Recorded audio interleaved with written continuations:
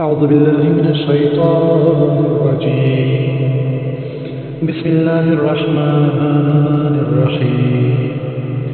إذا وقعت الواقعة ليس لوقعتها كاذبة خافضة رافعة. إذا رجت الأرض رجا وبست الجبال بسا فكانت هباء منبثا وكنتم أزواجا ثلاثا. فأصحاب الميمنة ما أصحاب الميمنة وأصحاب المشأمة ما أصحاب المشأمة. والسابقون السابقون أولئك المقربون في جنات النعيم. ثلة من الأولين وقليل من الآخرين. على سرر موضونة متكئين عليها متقابلين. يطوف عليهم ولدان مخلدون بأكواب وأباريق وكأس من معين لا يصدعون عنها ولا ينزفون. وفاكهة مما يتخيرون ولحم الطير مما يشتهون. وحور عين كأمثال اللؤلؤ المكنون جزاء بما كانوا يعملون. لا يسمعون فيها لغوا ولا تأثيما إلا قيلا سلاما سلاما.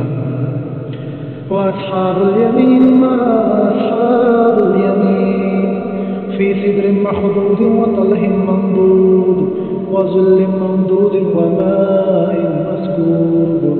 وفاكهة كثيرة لا مقطوعة ولا ممنوعة وفرش مرفوعة. إن أنشأناهن إنشاء فجعلناهن أبكارا عربا أترابا لأصحاب اليمين. ثلة من الأولين وثلة من الآخرين. وأصحاب الشمال ما أصحاب الشمال في سموم وحميم وظل يحموم لا بارد ولا كريم. إنهم كانوا قبل ذلك مترفين وكانوا يصرون على الحنث العظيم. وكانوا يقولون إذا متنا وكنا ترابا وعظاما أئنا لمبعوثون وآباؤنا الأولون. قل إن الأولين والآخرين لمجموعون إلى ميقات يوم معلوم. ثم إنكم أيها الضالون المكذبون لآكلون من شجر زقوم فمالئون منها البطون فشاربون عليه من الحميم فشاربون شرب الهيم. هذا نزلهم يوم الدين. نحن خلقناكم فلولا تصدقون. أفرأيتم ما تمنون أأنتم تخلقونه نحن الخالقون.